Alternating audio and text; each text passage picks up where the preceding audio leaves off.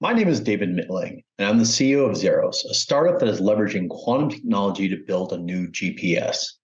The purpose of this presentation is to give a very basic overview of quantum technologies with a focus on quantum communications. So let's start with a very quick refresher on quantum mechanics. We're all subject to the weirdness of quantum mechanics, but it really dominates the world of small particles. We know from experiments that an unobserved particle can be in multiple quantum states at once, which is known as superposition. It maintains those multiple quantum states until it is measured or observed, and then it irreversibly collapses into one state. This leads to the no cloning theorem, which states that it is impossible to obtain a perfect copy of an unknown quantum state. And while this makes life difficult for researchers, it is the basis for the security that is inherent in quantum communications. A lot of quantum technologies exploit entanglement. Particles that are entangled share the same quantum state, the same quantum information, regardless of the distance that separates them. So if you measure the quantum state of one particle, you know the others. This is the famous spooky action at a distance. These are just some of the concepts that form the basis for quantum mechanics. It was only a century ago that some of the smartest scientists the world has ever seen developed the theories, thought experiments, and mathematical proofs that are basis for all quantum technologies today. In the following decades, these theories were tested and proven with brilliant experiments.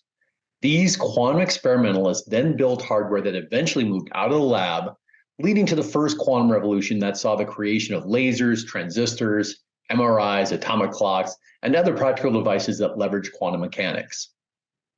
Today, we're in the middle of the second quantum revolution, where we are building practical hardware that detects, isolates, and manipulates individual quantum objects for amazing applications.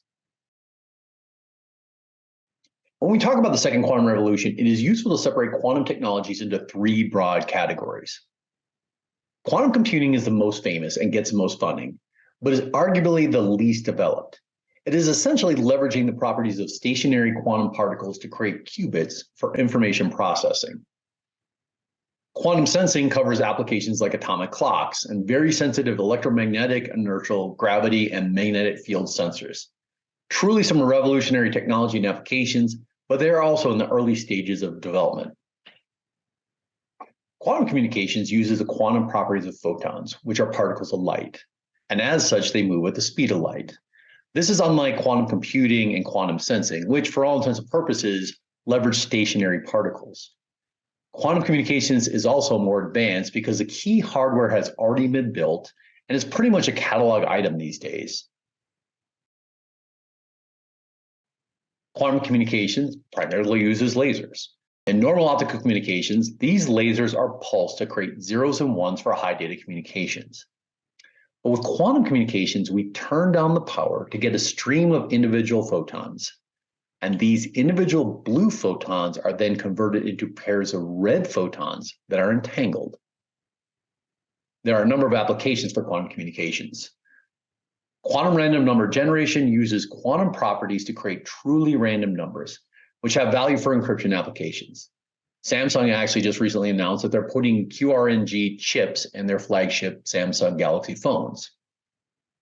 Quantum key distribution, which is also known as QKD, quantum cryptography, and quantum encryption, is the secure delivery of encryption keys. So QKD works by creating a random string of bits between two parties, known in classical cryptography as Alice and Bob, and then these random string of bits can be used to create symmetric encryption keys, which are used to encrypt classical communications.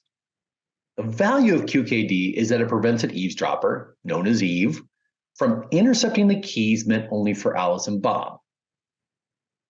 QKD was developed as a solution to a large future problem. The way encryption keys are delivered today is through public key infrastructure. Currently, public keys can't be cracked, at least with today's normal computers. But quantum computers will one day be able to crack public key infrastructure. There are alternative public key standards, which are known as post-quantum cryptography, that are supposed to be resistant to quantum computers, but they're not considered future-proof the way QKD is. There are two different flavors of QKD, repair and measure and entanglement. Prepare and measure uses a single photon source. The state of the individual photons, usually polarization, is prepared by Alice to create the zeros and ones. Now, Eve doesn't know this basis and cannot measure and retransmit the photon meant for Bob thanks to the no cloning theorem. This is why it's considered secure. The other flavor is entanglement. In this case, two entangled photons are created. One of the photons is sent to Alice and one is sent to Bob. And because the photons are entangled, they share information through the spooky action of entanglement. So Alice can measure her basis and know what Bob's photons are, and they can both create that random string of bits. If Eve intercepts a photon meant for Bob and tries to retransmit it, both Alice and Bob will know it. Quantum clock synchronization works similar to QKD, but in this case, Alice and Bob have clocks that drift relative to each other. Quantum clock synchronization uses the entangled photons to very accurately and securely calculate the clock offset and drift rate so they can synchronize the clocks between Alice and Bob.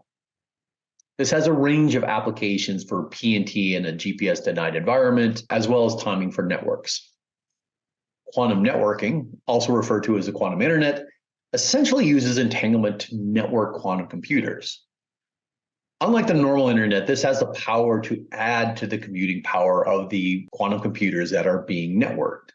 For example, a quantum network that links a 4,000 qubit quantum computer in Chicago with a 5,000 qubit quantum computer in Denver essentially then has 9,000 qubits of processing power. But quantum networking, like quantum computers, are still years away from practical use and requires technology breakthroughs with quantum repeaters and quantum memory. What separates quantum communications from quantum computing and quantum sensing is the applications and maturity of the hardware. Now, as I mentioned, the key hardware like single photon and biphoton sources and single photon detectors have been developed and can be bought as catalog items. And there's a wide array of hardware suppliers for quantum communication devices, as well as network and enterprise users that are starting to roll out QKD, quantum random number generation, and the beginnings of quantum networks. Over the last few years, there's been a large influx of funding into quantum technologies. But you can see here that one country has been responsible for half the global quantum funding last year, and that was China.